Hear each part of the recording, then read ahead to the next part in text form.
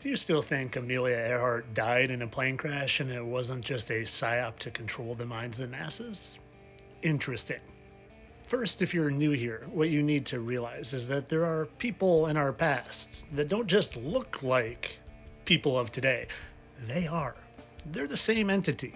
They were your presidents. That's President Fillmore, Alec Baldwin, Ulysses S. Grant, Bryan Cranston, Robin Williams, Teddy Roosevelt, and Andrew Jackson, and, well, we know him. Previous actors turned new actors, Dean Martin, Cosmo Kramer.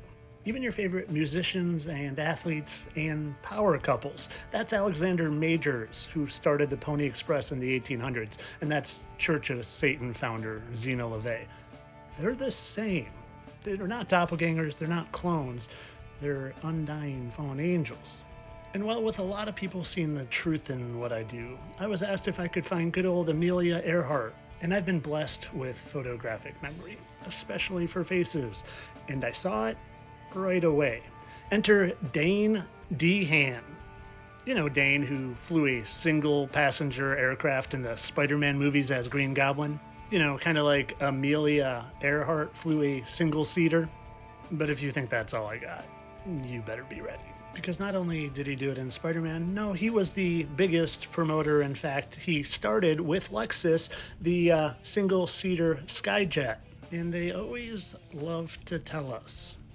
Kind of like here when Dane is asked about his favorite emojis. Landing airplane and taking off airplane. Hearts, pretty much every color of heart. So the guy I'm telling you is literally Amelia Earhart. His favorite emojis are airplanes taking off and landing and hearts. Do you see how perfectly aligned that is, even down to the goofy hair? Oh, and those questions, he was also asked what his screensaver is, and it's a funny time.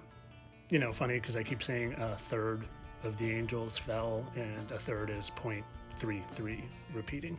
But I'm sure for most of you, you're not quite sold yet, even though they look so similar and their symmetry is so similar and they tell us the truth in plain sight all the time.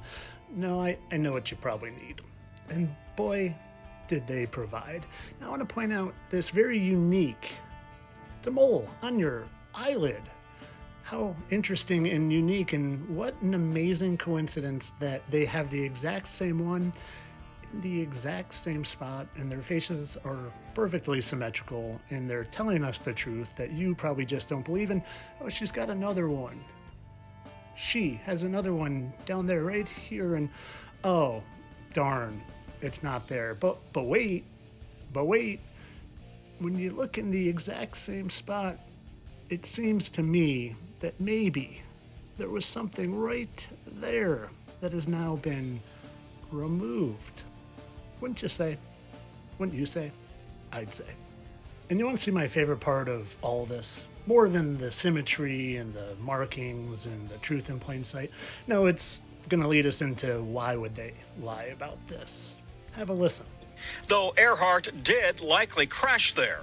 We've looked there in that spot, and there's nothing there. Human remains discovered in 1940, then lost, are now thought to have been Earhart's.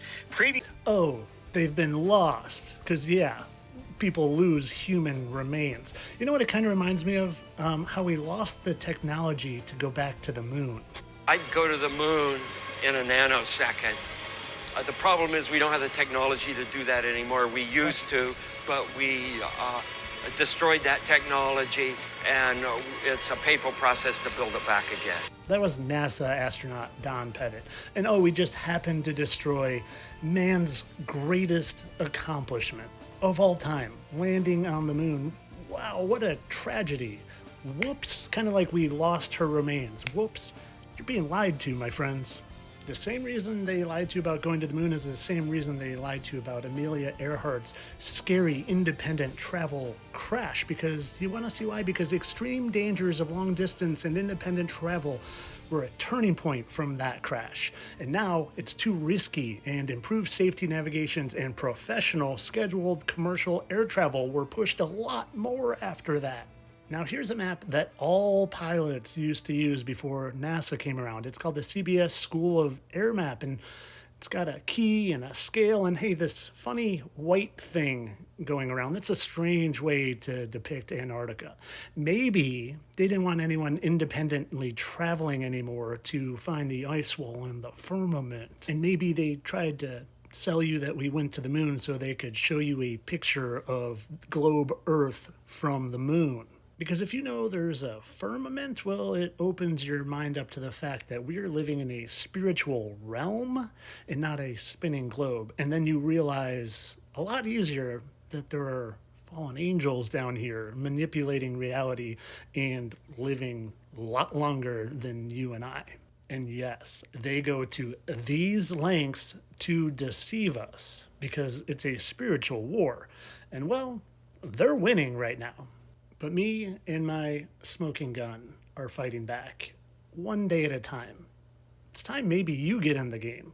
It's time you don't sit there and just let them control all of us, mind control us by keeping us in a little bubble of lied, indoctrinated knowledge that they want us in. So we don't know that we're spiritual beings and should be fearless and only listen to the laws of the Most High and give Him our praise, not these fallen false idols. But of course, all this for entertainment purposes, people. I'm just really good at finding coincidental markings on these angels. Entertainment only.